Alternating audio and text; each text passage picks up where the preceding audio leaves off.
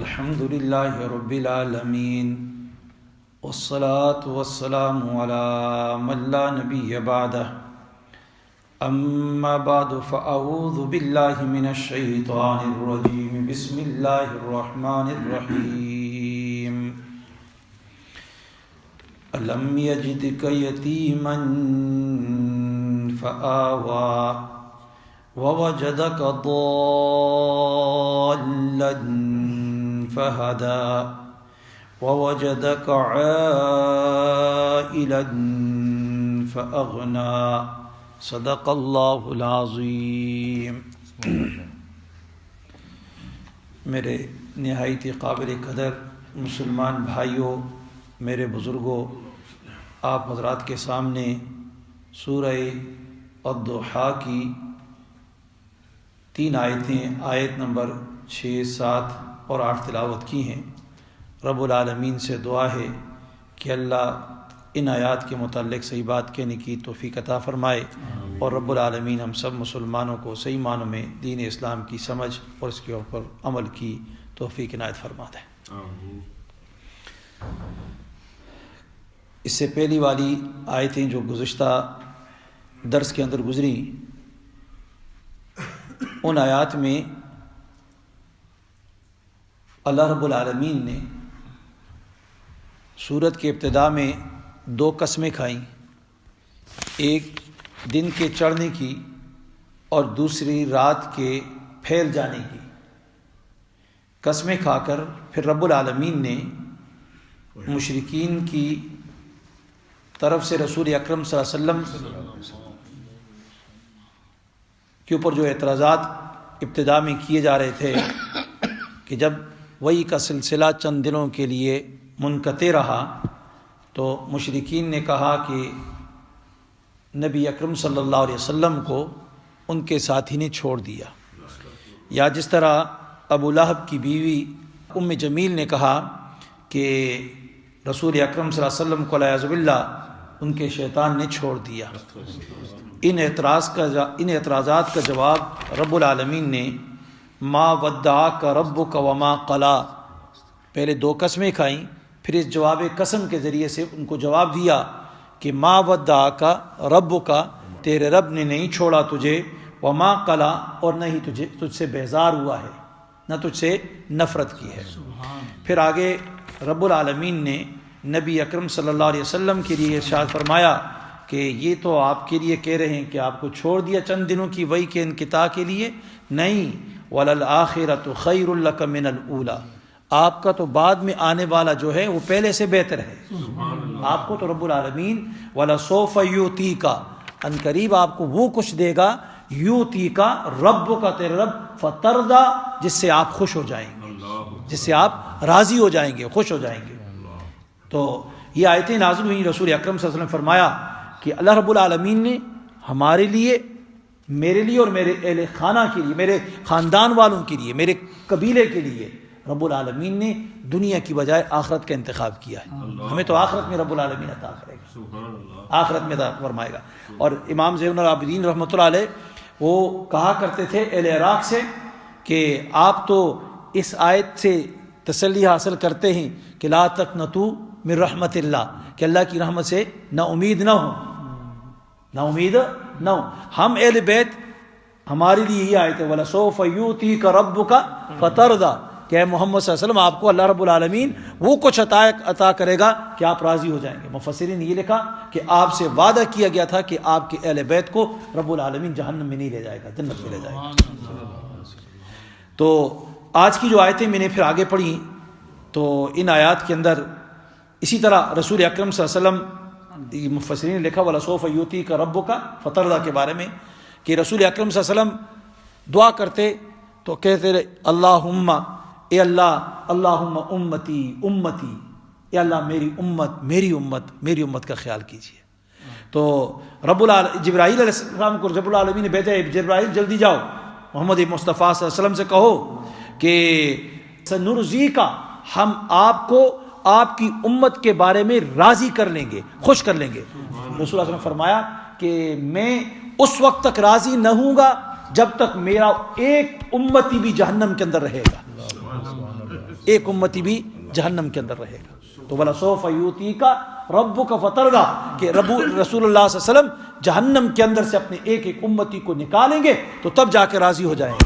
تو اللہ تعالیٰ نے سے وعدہ کیا کہ وَلَسَوْفَ يُؤْتِيكَ رَبُّكَ فَتَرْضَىٰ. اس لیے رسول اکرم صلی اللہ علیہ وسلم سے عشق کیجئے, محبت کیجئے, اپنے دل کے اندر رسول اکرم صلی اللہ علیہ وسلم کی محبت کو سجائیے اور اپنے چہرے کو, اپنے عمل کو, زندگی کو رسول اکرم صلی اللہ علیہ وسلم کی سنتوں کے ساتھ مزین کر دیجیے. رب العالمین کے پیغمبر کل قیامت کے روز کھڑے رہیں گے, ایک ایک کو نکال کے رہیں گے, تب جا کے راضی ہو جائیں گے. آگے فرمایا الم یجدک یتیما فآوی ووجدک ضالا فہدی ووجدک عائلا. ابتدائی زندگی کے حالات کے بعد پھر رب العالمین نے ابتدا کی زندگی جو تھی رسول اللہ صلی اللہ علیہ وسلم کی, ان کے 3 واقعات بیان کیے اور 3 انعامات بیان کیے ہیں. آگے 3 انعامات بیان کر کہ رسول اکرم صلی اللہ علیہ وسلم کو تسلی دی. کافروں نے بڑا تیز کیا, بڑا تنگ کیا, کہا وہی نہیں آ رہی, کوئی کیا کہتا, کوئی کہتا چھوڑ دیا, کوئی کیا. تو رب العالمین نے 3 واقعات بیان کر کے تسلی دی رسول اکرم صلی اللہ علیہ وسلم کو.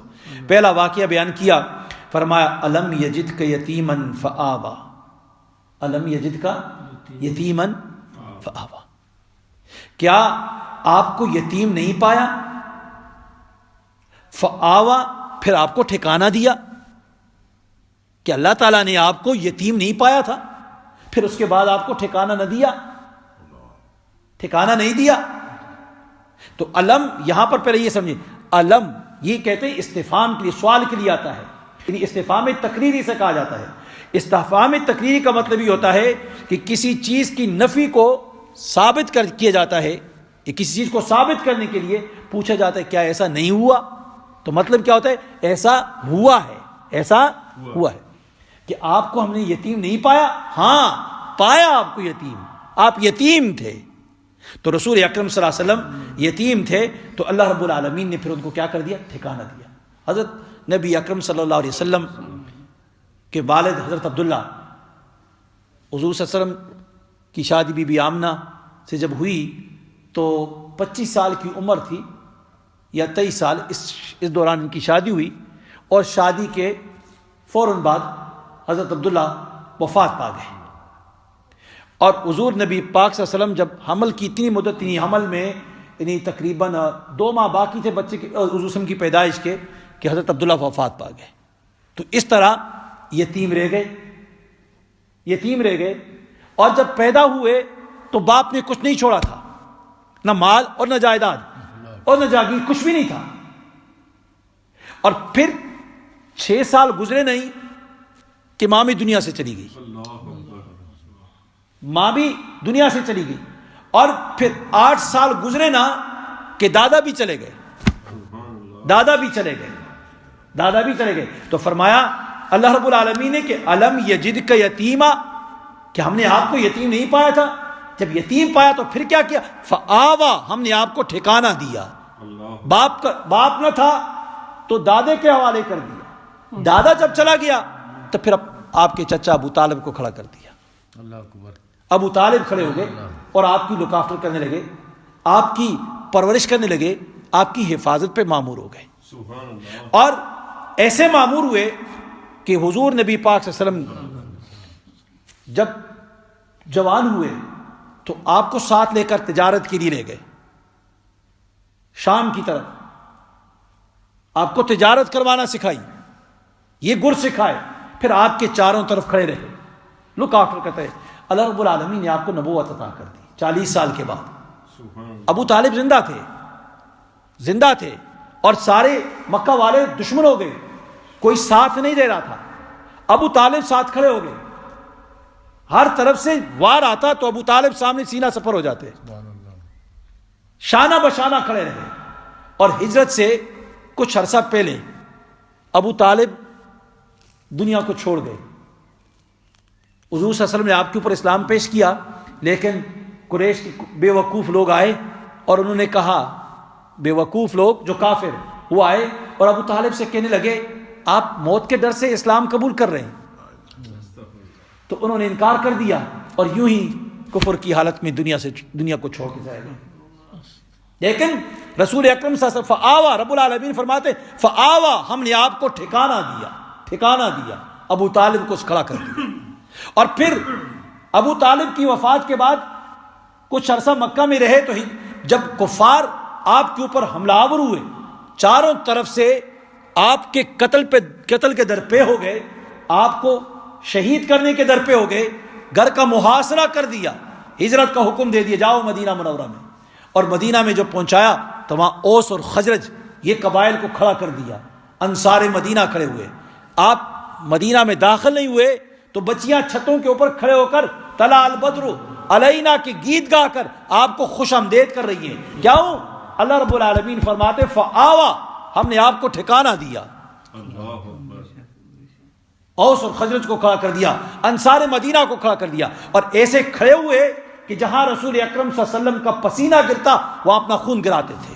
چاروں طرف رسول اکرم صلی اللہ علیہ وسلم کے دیوار سیسا پلائی ہوئی دیوار بن گئے، سیسا پلائی ہوئی دیوار بن گئے. اور آپ کی موجودگی میں آپ کے دشمنوں کے ساتھ ایسے لڑے اور آپ صلی اللہ علیہ وسلم کے اوپر ایک آنچ نہیں آنے دی اور آپ کو کوئی غم نہیں دیا. اور آپ صلی اللہ علیہ وسلم کو مدینہ منورہ میں ایسا استحکام دیا کہ آپ کی وہاں سب سے پہلے اسلامی حکومت قائم کر کے آپ صلی اللہ علیہ وسلم کو سربراہ بنا دیا، سربراہ بنا دیا. فآوا، اللہ رب العالمین فرماتے ہم نے آپ کو ٹھکانہ دیا. الم یجدک یتیما فآوا، ہم نے آپ کو یتیم پایا اور اس کے بعد ہم نے کیا کر دیا؟ آپ کو ٹھکانہ دیا، آپ کو ٹھکانہ دیا.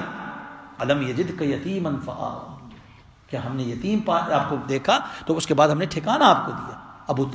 عبد المطلب کو کھڑا کر دیا، اس کے بعد آپ کے چچا ابو طالب کو کھڑا کر دیا، پھر آپ کو لے گئے مدینہ منورہ. تو پھر آگے فرمایا ووجدک ضالا فہدا، ووجدک ضالا فہدا، اور پھر پایا تجھ کو بھٹکتا پھر راہ سمجھائی.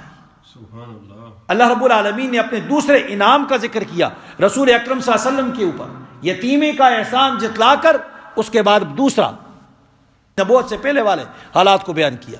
فرمایا کیا؟ ضال ووجدک ضالا فہدا، ہم آپ کو بھٹکتا پایا پھر آپ کو ہدایت دے دی، رہنمائی کر دی. اب یہاں پر ضالن کے کئی معنی کیے مفسرین نے. ایک معنی جو سب سے زیادہ مشہور اور ہر آدمی کے دماغ میں آتا ہے کہ ضالن کا معنی کیا ہوتا ہے؟ گمراہ. کیا معنی ہے؟ گمراہ، راہ راست سے بھٹک جانا، جس طرح کہتے ہیں غیر المغضوب علیہم ولا الضالین. اللہ ہمیں جن لوگوں پر غضب ہوا ان کے راہ پہ نہ چلا، ولا الضالین، اور جو گمراہ ہو گئے ان کی راہوں پہ ہمیں نہ چلانا. اب یہ معنی تو پیغمبر اسلام حضرت محمد مصطفیٰ صلی اللہ علیہ وسلم کی شان کے لائق نہیں ہے، اس کا یہ معنی یہاں پر نہیں ہے. کیوں؟ اس لیے کہ محمد مصطفیٰ صلی اللہ علیہ وسلم کو اللہ رب العالمین نے تو شرک سے اور کفر سے روز اول سے محفوظ رکھا ہے. یہ تو کبیرہ گناہ ہے، بڑا جرم ہے. اس جرم کے قریب رسول اکرم صلی اللہ علیہ وسلم نہیں گئے، کبھی شرک نہیں کیا، محفوظ رکھا اللہ رب العالمین. باقی دوسرے جو گناہ ہیں سب سے محفوظ رکھا. اور اہل سنت والجماعت کے علماء کا یہ عقیدہ ہے کہ نبی کیا ہوتا ہے؟ معصوم ہوتا ہے، معصوم ہوتا ہے. تو اس لیے اس زال کا معنی گمراہ ہو جانا، راہ راست سے بھٹک جانا، ہدایت کو چھوڑ کے گمراہی کی طرف جانا، یہ معنی اس کا یہاں پر نہیں ہے، یہ معنی اس کا نہیں. دوسرا معنی مفسرین نے کیا کہ اس کا دوسرا ضالن کا معنی کیا ہے؟ گم ہو جانا. یہ معنی فرمایا مفسرین نے کہ یہ معنی یہاں پر ہے، جس طرح کہا جاتا ہے نا کہ الحکمت ضالۃ المؤمن، کہ حکمت دانائی کی باتیں، حکمت و دانائی کی باتیں یہ مومن کا گمشدہ مال ہے، گمشدہ مال ہے. تو فرمایا کہ یہاں پر مفسرین نے ایک دو واقعے لکھے ہیں رسول اللہ صلی اللہ علیہ وسلم کے بارے میں کہ آپ صلی اللہ علیہ وسلم کیسے گم ہو گئے. تو فرمایا ایک تو واقعہ یہ تھا بچپن کے اندر رسول اکرم صلی اللہ علیہ وسلم مکہ کی گلیوں میں پھر رہے تھے تو گلی میں کہیں گم ہو گئے، راستہ بھول گئے، بچپن میں راستہ بھول گئے. لکھا ہے کہ ابو جہل پکڑ کے لائے تھے اور عبد المطلب کے حوالے کیا ان کو. ایک تو یہ کہ اسی کو کہا کہ ووجدک ضالا فہدا، راستہ جب آپ بھٹک گئے تھے تو پھر پکڑ کے آپ کو فہدا لایا گیا. ایک تو یہ. اور دوسرا واقعہ مفسرین نے یہ لکھا ہے کہ حضور نبی پاک صلی اللہ علیہ وسلم شام کے سفر میں ابو طالب کے ساتھ تھے اور راستے میں جب گئے تو راستے کے اندر حضرت خدیجہ رضی اللہ عنہ کا غلام میسر بھی تھا، ابو طالب بھی تھے قافلے کے اندر یہ سارے جا رہے ہیں تو راستے کے اندر تاریکی جب پھیلی تو حضور صلی اللہ علیہ وسلم جس اونٹنی کے اوپر سوار تھے تو اس اونٹنی کی جو نکیل تھی ابلیس آیا اور اس نے پکڑی اور راستے سے اس کو موڑ دیا، دوسری طرف قافلے سے ہٹا دیا، اور جو ہی ہٹایا تو اللہ رب العالمین نے جبرائیل امین کو بھیج دیا، اور جبرائیل علیہ السلام آئے اور انہوں نے ابلیس کے اوپر ایک پھونک ماری تو مفسرین نے لکھا ہے اس پھونک کا اثر ہوا کہ ابلیس جا کر حبشہ میں گرا، حبشہ میں جا گرا، اور یوں رسول اکرم صلی اللہ علیہ وسلم کو واپس قافلے کی طرف موڑ دیا۔ تو اسی کو فرمایا وَوَجَدَكَ ضَالًا فَهَدَىٰ، آپ کو پایا راستے سے بھٹکا تو فہدا واپس لے آیا، واپس لے آیا۔ ایک اور دوسرا معنی مفسرین ایک دوسری، علامہ شبیر احمد عثمانی رحمۃ اللہ علیہ نے انہوں نے فرمایا کہ اللہ رب العالمین نے جب جناب نبی اکرم صلی اللہ علیہ وسلم کو جوان ہو گئے آپ صلی اللہ علیہ وسلم، اس کا دوسرا معنی جو ہے یعنی سرگرداں ہو جانا، حیران ہو جانا، دوسرا معنی تو فرمایا علامہ شبیر احمد عثمانی رحمۃ اللہ فرماتے جب رسول اکرم صلی اللہ علیہ وسلم جوان ہو گئے، اب جوان ہوئے تو جس ماحول میں بڑے ہوئے وہاں تو مشرک تھے، سارے مشرک تھے، عقائد مشرک، طور طریقے مشرکوں والے، رسم و رواج مشرکانہ، تو رسول اکرم صلی اللہ علیہ وسلم دل میں اس چیز کو پسند نہیں کرتے تھے۔ کیوں؟ اس لیے کہ آپ کے دل کے اندر رب العالمین نے اپنی عبادت کا جذبہ جو تھا، اپنی عبادت کا جذبہ اور مخلوق کی اصلاح کا جذبہ جو تھا، آپ صلی اللہ علیہ وسلم کے دل سینہ مبارک کے اندر اس کو کیا ہے کوٹ کوٹ کے بھر دیا تھا، کوٹ کوٹ کے بھر دیا تھا۔ تو رسول اکرم صلی اللہ علیہ وسلم اسی جذبے اور عشق کے ساتھ رسول اکرم صلی اللہ علیہ وسلم وہاں رہ رہے تھے، تو پھر کیا کرتے کہ جب ماحول معاشرے کو دیکھتے تو آپ کو یہ اچھا نہ لگتا، تو آپ صلی اللہ علیہ وسلم وہاں بستی کو چھوڑ کر پہاڑوں کے اندر، غاروں کے اندر جا کے عبادت میں مشغول ہو جاتے ہیں، یوں سرگرداں پھرتے، کبھی ایک جگہ کبھی دوسری جگہ، ان بتوں کی نفرت کی وجہ سے، اس شرک کی وجہ سے، اس رسم و رواج کو چھوڑ کر رسول اکرم صلی اللہ علیہ وسلم یوں پھرا کرتے تھے۔ پھر اللہ رب العالمین نے جب رسول اللہ علیہ وسلم غار حرا میں پہنچے، وہاں تنہائی میں بیٹھ گئے، عبادت میں مشغول ہوئے، عبادت میں لگے، تو رب العالمین نے جبرائیل علیہ السلام کو بھیجا، وہی دے کر نبوت کا تاج سر پہ سجانے کے لیے جبرائیل امین آئے اور فرمایا اقرا بسم ربک الذی خلق۔ یوں رب العالمین نے فرمایا ووجدک ضالا، ہم آپ کو سرگرداں ہم نے پایا، فہدا، ہم نے آپ کو نبوت دے کر فہدا ہدایت دے دی، رہنمائی کر دی، آپ کی رہنمائی کر دی۔ اور فرمایا مفسرین نے کہ ووجدک ضالا فہدا، اور اس کا ایک دوسرا مطلب یہ لکھا مفسرین نے، فرمایا اس کا معنی ہے ناواقف۔ ضالن کا معنی کیا ہے؟ ناواقف ہونا، ناواقف، بے خبر اور غافل ہونا۔ کس بات سے؟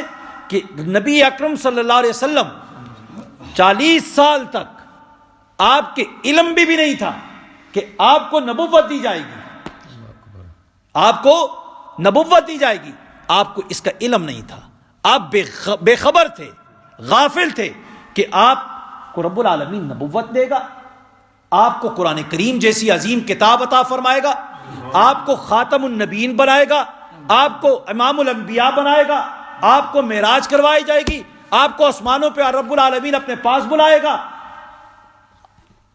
غافل تھے، نہیں معلوم تھا، بے خبر تھے، اس بارے میں بے خبر تھے۔ تو فرمایا ووجدک ضالا، آپ کو بے خبر پایا، فہدا، پھر رب العالمین نے جبرائیل امین کو بھیج کر آپ کو نبوت عطا کر دی، نبوت عطا کر کے آپ کے اوپر قرآن کریم کو نازل کیا، فہدا، آپ کو ہدایت عطا کر دی، آپ کو ہدایت عطا کر دی۔ فرمایا اب اور آپ صلی اللہ علیہ وسلم کو دستور حیات دیا، شریعت دی، اعمال کی، صحت کا قانون دیا۔ پھر فرمایا جس طرح دوسری جگہ میں فرمایا ثم جعلناک علی شریعۃ من الامر فاتبعها۔ تو الغرض خلاصہ کلام یہ ہے کہ یہاں پر ضالن کا معنی یہ نہیں ہے کہ گمراہ ہو گئے، اس کا معنی کیا ہے؟ بے خبر پایا، حیران پایا، سرگرداں پایا، راستے سے آپ کو ادھر ادھر پایا، جب سفر پہ جا رہے تھے مکہ کی گلیوں میں آپ کو ادھر ادھر بھٹکتا پایا، فاہدا، آپ کو ہدایت دے، آپ کی رہنمائی کر دی، آپ کو راستہ بتا دیا، آپ کو راستہ بتا دیا۔ کیسا راستہ؟ کہ آپ رسول اللہ صلی اللہ علیہ وسلم دل میں گھٹتے تھے نا کہ مکہ والوں کو مشرک شرک کرتے ہوئے پتھروں کے سامنے جھکتا ہوا دیکھ کر آپ صلی اللہ علیہ وسلم کو تکلیف ہو رہی تھی، تو آپ کی تکلیف کو دور کیا، فآہدا، آپ کو بتایا کہ مخلوق کو کس طریقے سے گائیڈ کیا جائے، ان بتوں کی عبادت سے ہٹا کر اللہ کی عبادت کی طرف لوٹایا جائے، فآہدا، آپ کی رہنمائی کی۔ اللہ تعالیٰ مجھے بھی اور آپ سب کو آمین۔ سبحان اللہ وبحمدہ، سبحان اللہ العظیم۔ اللهم ربنا آتنا في الدنيا حسنة وفي الآخرة حسنة وقنا عذاب النار اللهم إنا على ذكرك وشكرك وحسن عبادتك ربنا آمنا فاغفر لنا ذنوبنا وكفر عنا سيئاتنا وتوفنا مع الأبرار۔ یا الہ العالمین، نبی اکرم صلی اللہ علیہ وسلم کی محبت ہمارے دلوں میں پیدا فرما، اے اللہ تو آپ کی سچی محبت پیدا فرما، آپ کی سنت اور آپ کے طریقے کو یا الہ العالمین ہمارے لیے آسان بنا دے، اس کے اوپر چلنا، اس کے اوپر عمل کرنا ہمارے لیے آسان بنا، اس سے محبت نصیب فرما، خاتمہ بالخیر نصیب فرما، دین اسلام پر استقامت۔